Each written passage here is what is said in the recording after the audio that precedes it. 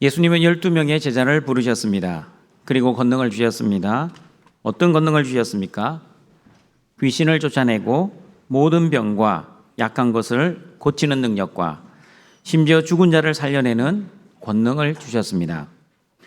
여러분, 예수님께서 제자들에게 왜 이런 권능을 주셨습니까? 천국 복음을 전하라고 이런 놀라운 권능을 주셨습니다. 예수 그리스도의 제자인 저와 여러분도 예수님의 12 제자들처럼 귀신을 쫓아낼 수 있고 모든 병과 모든 약한 것을 고칠 수 있고 심지어 죽은 자를 살려내는 능력을 가지고 있습니다. 믿으십니까? 그러므로 저와 여러분은 예수님 안에서 세상 풍조를 따르지 않는 권능, 거짓 복음을 분별할 수 있는 권능, 그리고 죽음을 두려워하지 않고 죽음을 이기고 승리하는 권능을 가지고 있습니다. 그리고 여러분, 예수 그리스도의 능력을 가진 저와 여러분은 예수님으로부터 보내심을 받은 사도입니다. 이스라엘의 집에 잃어버린 양을 위해 파송된 사람이고 유대와 예루살렘과 사마리아와 땅끝까지 이르러 예수 그리스도의 증인이 되어야 하는 사람들입니다. 땅끝이 어디입니까? 지리적인 땅끝은 내가 있는 곳에서 가장 먼 지구 반대편이 땅끝입니다. 그러나 영적인 땅끝은 내가 있는 곳에서 가장 가까운 곳이 바로 땅끝입니다.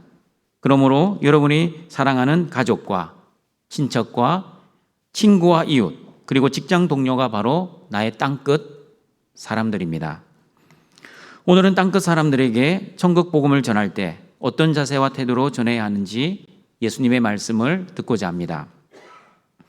첫 번째, 천국 복음을 전할 때 사도들의 자세와 태도는 오직 하나님만 전적으로 의지해야 합니다. 마태복음 10장 7절과 10절 말씀입니다. 같이 읽어봅니다. 가면서 전파하여 말하되 천국이 가까이 왔다 하고 병든 자를 고치며 죽은 자를 살리며 나병 환자를 깨끗하게 하며 귀신을 쫓아내되 너희가 거저 받았으니 거저 주라. 너희 전대에 금이나 은이나 동을 가지지 말고 여행을 위하여 배낭이나 두벌 옷이나 신이나 지팡이를 가지지 말라. 이는 일꾼이 자기의 먹을 것 받는 것이 마땅함이라. 여러분, 하나님 나라는 나의 힘과 나의 노력과 나의 열심으로 이루어지는 나라가 아니라 예수 그리스도의 십자가의 죽음과 부활로 이루어지는 나라입니다. 그러므로 하나님의 나라는 예수님에 의해 예수님과 함께 그리고 예수님을 위한 나라입니다. 그리고 하나님 나라는 하나님이 이루어 주신 나라이기 때문에 하나님만을 전적으로 의지해야만 하는 나라입니다. 오늘 말씀에서도 예수님께서 예수님의 제자들을 파송하시면서 하나님만을 전적으로 의지하며 천국 복음을 전파할 것을 당부하셨습니다. 어떻게 당부하셨습니까? 첫 번째, 너희가 거저 받았으니 거저 주라고 당부하셨습니다.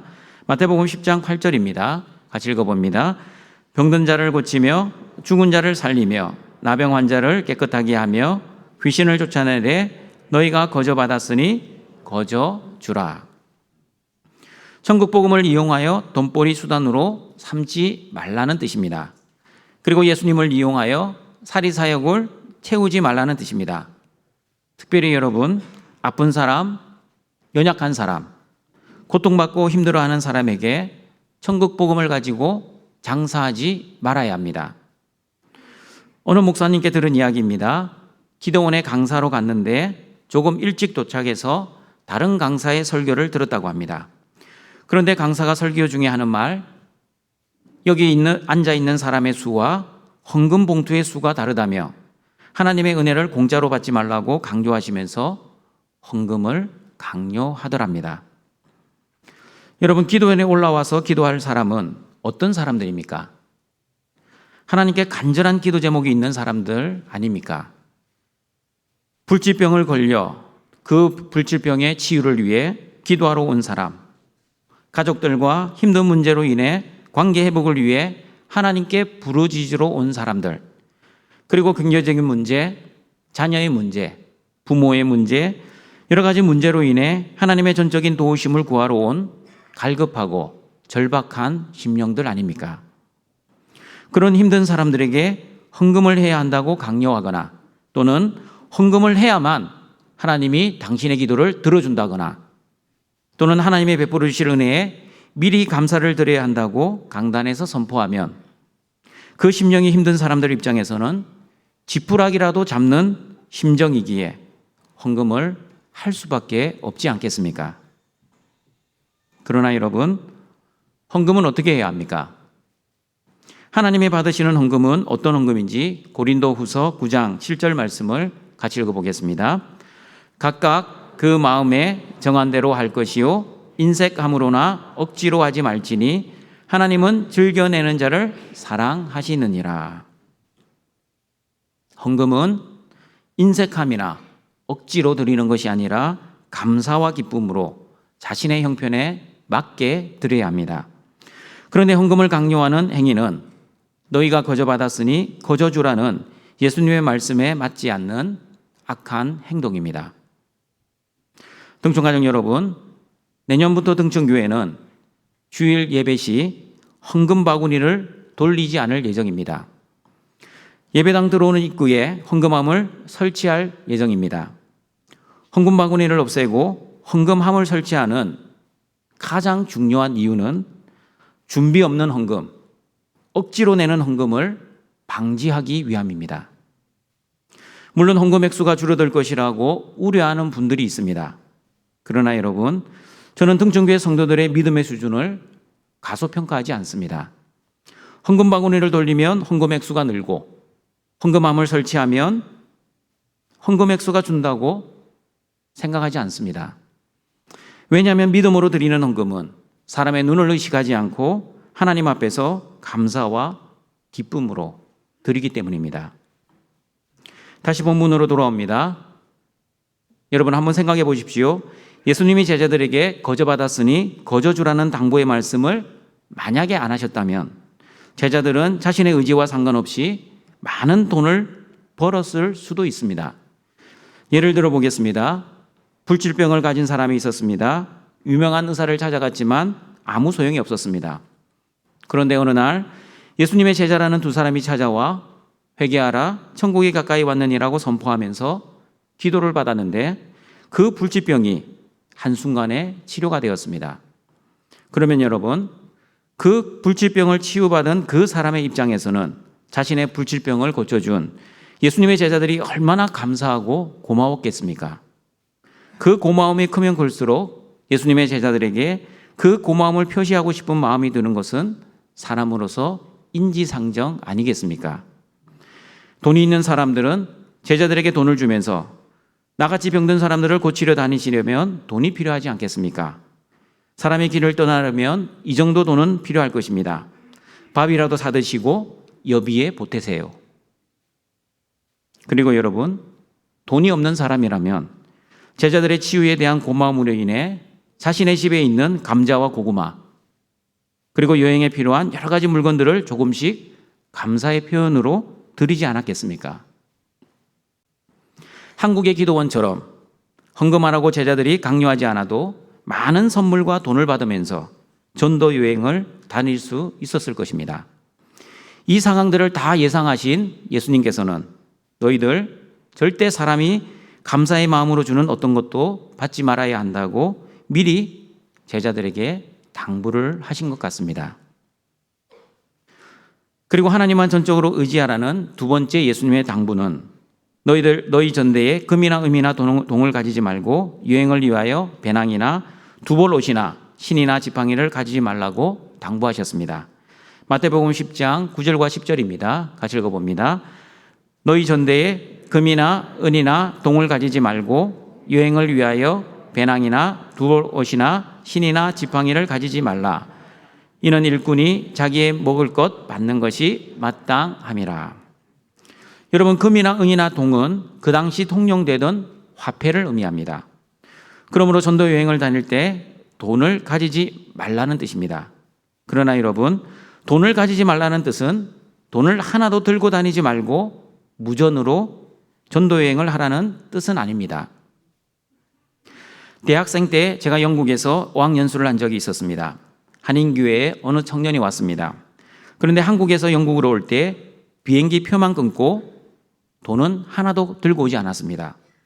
그러면서 하는 말, 오늘 본문의 말씀, 예수님이 제자들에게 전도하라고 파송하시면서 금이나 은이나 동을 가지지 말라고 하셨기 때문에 자기도 하나님이 먹여주시고 입혀주신다는 확실한 믿음으로 무일푼으로 영국에 왔다고 말을 했습니다. 그 형제의 믿음대로 하나님이 먹이시고 살아갈 수 있게 하셨습니다. 하나님의 방법은 저의 방에서 그 형제를 재우고 저의 음식으로 그 형제를 먹이시는 것이었습니다. 여러분, 예수님의 말씀을 오해하면 이렇게 무계획적이고 무대포적이고 때로는 무례하게 전도를 할 수 있습니다. 오늘 예수님의 말씀은 돈을 하나도 들고 다니지 말라가 아니라 예수님이 주신 권능으로 돈벌이 수단으로 사용하지 말고 돈을 의지하여 천국 복음을 전하지 말고 전적으로 하나님만을 의지하며 천국 복음을 전하라는 말씀입니다. 그리고 세 번째, 하나님만 전적으로 의지하며 천국 복음을 전하는 것은 하나님이 예비하신 사람들을 통해 필요한 것을 공급하게 될 것이라는 말씀입니다. 마태복음 10장 10절 말씀 같이 읽어보겠습니다. 여행을 위하여 배낭이나 두벌 옷이나 신이나 지팡이를 가지지 말라. 이는 일꾼이 자기의 먹을 것 받는 것이 마땅함이라. 왜 전대에 돈을 가지지 말고 배낭이나 두벌 옷, 두벌의 신발, 두벌의 지팡이를 가지지 말아야 합니까? 왜냐하면 먼저 그의 나라와 그의 의를 구하면 하나님께서 먹을 것과 마실 것과 입을 것을 공급해 주시기 때문입니다. 오늘 마태복음 본문과 같은 내용을 기록한 누가복음 10장 5절과 7절 말씀을 보시면 이렇게 말씀하고 있습니다. 같이 읽어보겠습니다. 어느 집에 들어가든지 먼저 말하되 이 집이 평안할지어다 하라. 만일 평안을 받을 사람이 거기 있으면 너희 평안이 그에게 머물 것이요 그렇지 않으면 너희에게로 돌아오리라. 그 집에 유하며 주는 것을 먹고 마시라. 일꾼이 그 삭슬 받는 것이 마땅하니라. 이 집에서 저 집으로 옮기지 말라. 여러분, 제자들이 누구로부터 먹을 것과 마실 것을 공급받습니까? 제자들의 평안을 받을 만한 사람들입니다. 제자들의 평안을 받을 만한 사람은 제자들을 환영하고 제자들을 기뻐하는 사람들입니다. 자원하며 감사하는 마음으로 제자들을 섬기는 사람입니다. 이런 사람은 하나님께서 하나님 나라를 위해 예비하신 사람들입니다. 등촌가정 여러분, 저와 여러분도 마찬가지입니다. 천국 복음을 전할 때 예수님의 당부의 말씀처럼 하나님만을 전적으로 의지하며 복음을 전하시기를 바랍니다. 하나님께 받은 구원의 선물, 비용을 받지 마시고 거저 받았으니 거저 주시기 바랍니다. 그러므로 천국 복음을 절대 돈벌이 수단으로 사용하지 마십시오. 그리고 여호와 이레의 하나님, 모든 필요를 아시는 하나님께서 하나님 나라를 위해 일하는 사람들을 준비시키시고 그 준비된 사람들을 통해 하나님 나라를 이루어 가실 것입니다. 그러므로 하나님의 나라는 내가 이루어가는 나라가 아니라 하나님이 직접 이루어 가시는 나라입니다. 저와 여러분은 그 하나님 나라를 위해 사용되는 일꾼에 불과하다는 믿음으로 전적인 하나님만을 의지하며 하나님의 은혜만을 바라보며 하나님 나라를 위해 충성하시는 등촌의 가족들이 되시기를 바랍니다. 두 번째, 천국 복음을 전할 때 사도들의 자세와 태도는 어느 마을에서도 복음에 합당한 자들과 함께 동력해야 합니다. 마태복음 10장 11절입니다. 같이 읽어봅니다. 어느 성이나 마을에 들어가든지 그 중에 합당한 자를 찾아내어 너희가 떠나기까지 거기서 머물라. 예수님은 제자들에게 어느 곳에 가서 천국 복음을 전하라고 하셨습니까? 어느 성이나 마을입니다. 성은 요즘식으로 말하면 대도시를 의미합니다. 그리고 마을은 촌이나 시골을 의미합니다. 경제적으로 잘 사는 동네나 못 사는 동네나 큰 집에 사는 사람이나 작은 집에 사는 사람이나 도시 사람이나 시골 촌 사람이나 어느 누구라도 차별을 하거나 편견을 가지지 말아야 합니다. 왜냐하면 하나님 나라는 지역이나 직업, 정치, 외모로 차별받지 않는 나라이기 때문입니다. 여러분, 어느 교회를 가면 어느 지역 출신들이 주류를 이루는 교회가 있습니다. 그러면 다른 지역 출신 사람들은 그 교회에 적응하기가 상당히 힘이 듭니다. 그리고 어느 교회는 특정 직종의 사람들이 많이 모여 있는 교회가 있습니다. 그 교회도 다른 직종의 사람들이 등록하면 수준이 맞지 않고 대화가 되지 않아 교회에 잘 적응을 하지 못한다고 합니다. 여러분, 하나님이 그 교회들을 보시고 얼마나 마음이 아프실 것 같습니까? 예수님은 피부 색깔을 보고 십자가에서 죽지 않으셨습니다. 그리고 예수님께서는 사람들의 교육 수준, 직업이나 사회적 수준을 보고 십자가에서 죽지도 않으셨습니다. 그런데 사람들은 나하고 같은 지역 출신, 나하고 비슷한 수준의 직업, 그리고 나하고 같이 놀 수 있고 나하고 대화가 가능한 사람들만 좋아하고 그런 사람들과 어울리려 한다면 그 교회가 과연 예수님이 이루어주신 교회이겠습니까? 예수님이 이루어주신 하나님 나라는 어떤 나라인지 에베소서 4장 3절 4절은 이렇게 말씀합니다. 같이 읽어봅니다. 평안의 매는 줄로 성령이 하나 되게 하신 것을 힘써 지키라. 몸이 하나요 성령도 한 분이시니 이와 같이 너희가 부르심의 한 소망 안에서 부르심을 받았느니라. 여러분의 몸이 하나인 것 같이 교회도 하나여야 합니다.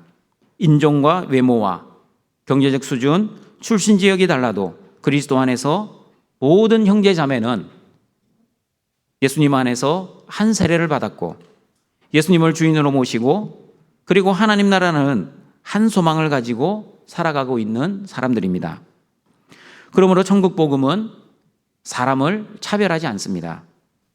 동청가족 여러분, 여러분이 복음을 전하실 때 사람을 차별하는지 사람을 차별하지 않는지 한번 알아보겠습니다. 제가 묻는 질문에 믿으시면 아멘으로 하답하시고 만약에 믿지 못하면 노멘으로 하답하시길 바랍니다. 여러분은 북한 사람들에게 기꺼이 천국 복음을 전하시겠습니까? 아멘입니까? 그러면 중국 사람에게는 기꺼이 천국 복음을 전하겠습니까? 소리가 줄어듭니까? 그러면 여러분, 일본 사람에게는 기꺼이 천국 복음을 전하겠습니까? 일부 예배 때는 아니오라고 나왔습니다. 한국 사람들은 일본 사람에 대한 악한 감정이 아직까지 많이 남아 있습니다. 일제의 식민지 통치를 받은 아픔이 있기 때문에 일본은 아직도 가장 가깝고도 먼 나라입니다. 어떻게 알 수 있습니까? 뉴스를 보면 알 수 있습니다. 일본에 대한 안 좋은 뉴스, 나쁜 뉴스들만 나옵니다. 결코 좋은 뉴스는 잘 나오지 않습니다. 인간의 눈으로 보면 그렇습니다. 그러나 여러분, 하나님의 눈으로 보면 어떠해야 합니까?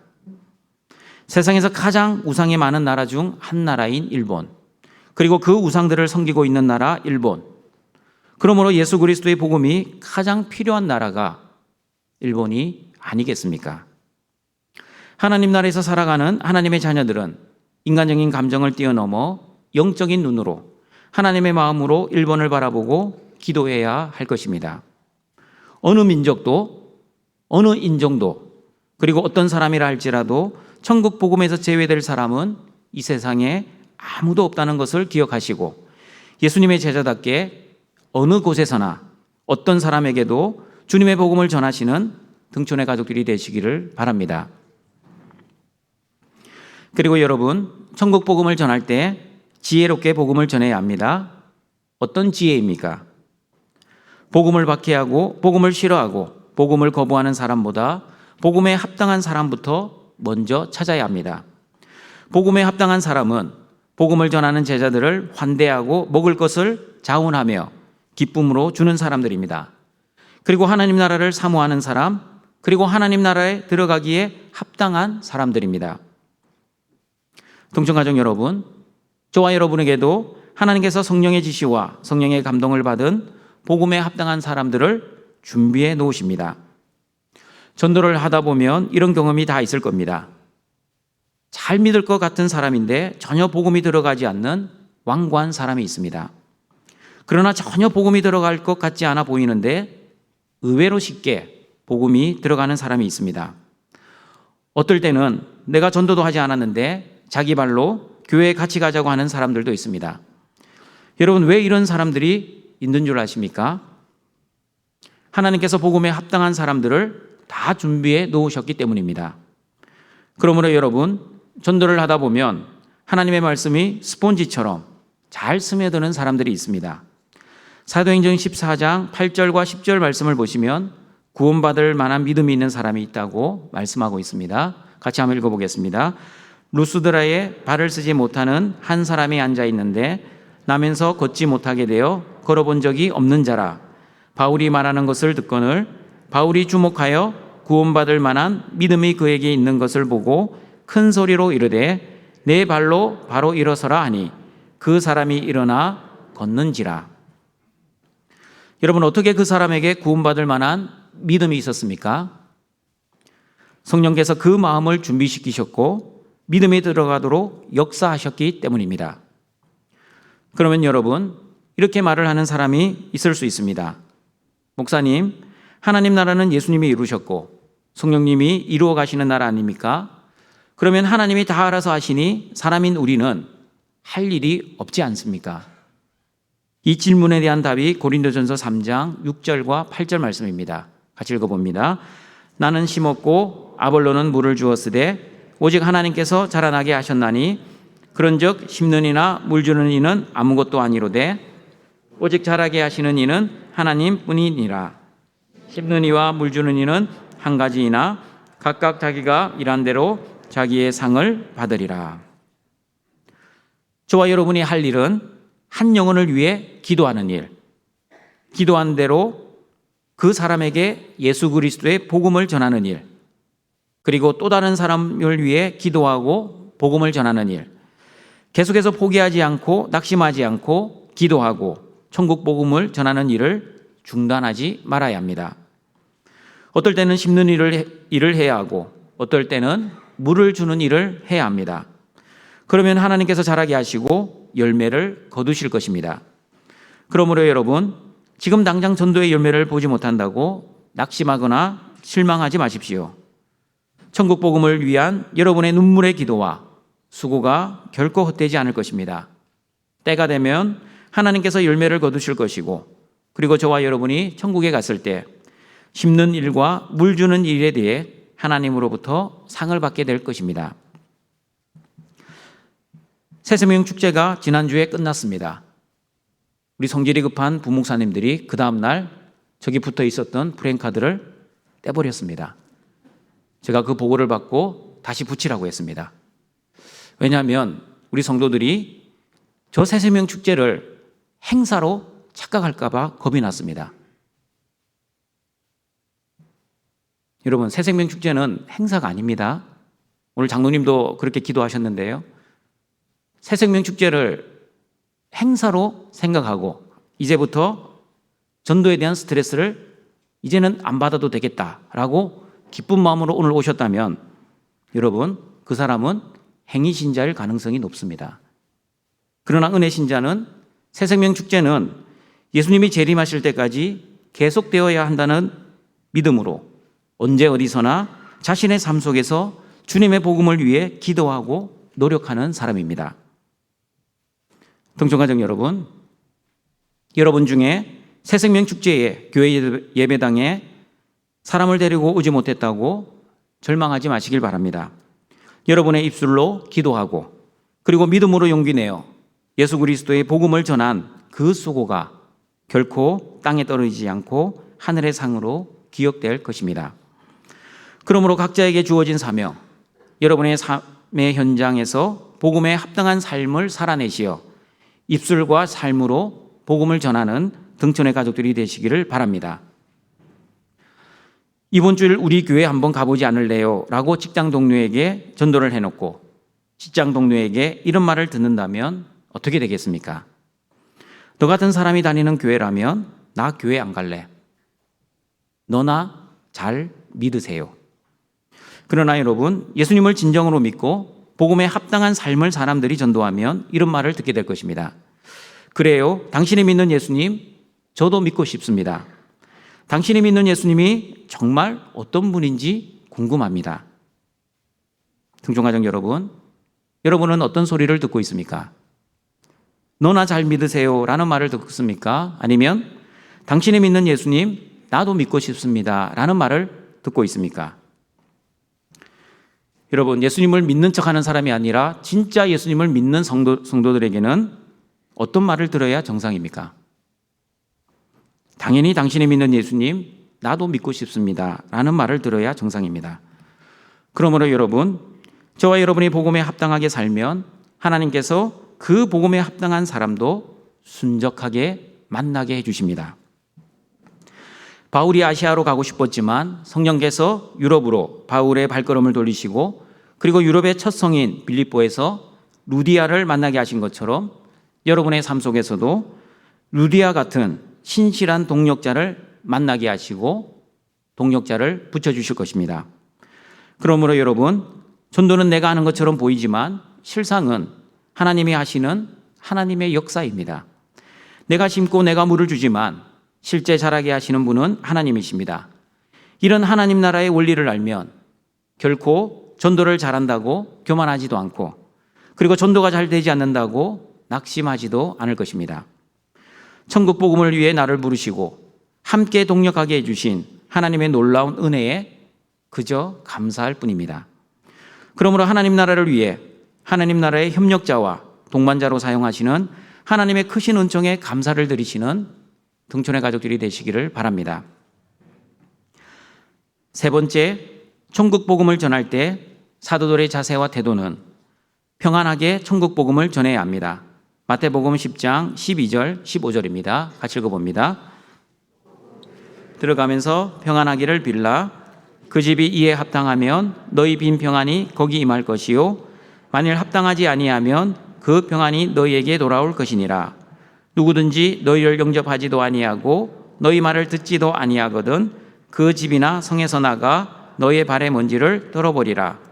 내가 진실로 너희에게 이르노니 심판날에 소돔과 고모라 땅이 그 성보다 견디기 쉬우리라. 여러분, 천국 복음을 전하면 하나님이 준비하신 복음에 합당한 사람만 만나는 것이 아닙니다. 천국 복음을 싫어하고 거부하고 아니 박해하고 핍박하는 사람도 만납니다.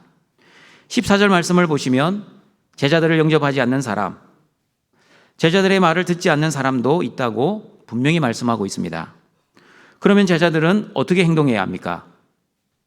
복음을 영접하지 않는 사람에게 어떻게 행동해야 하는지 14절 말씀 다시 읽어봅니다.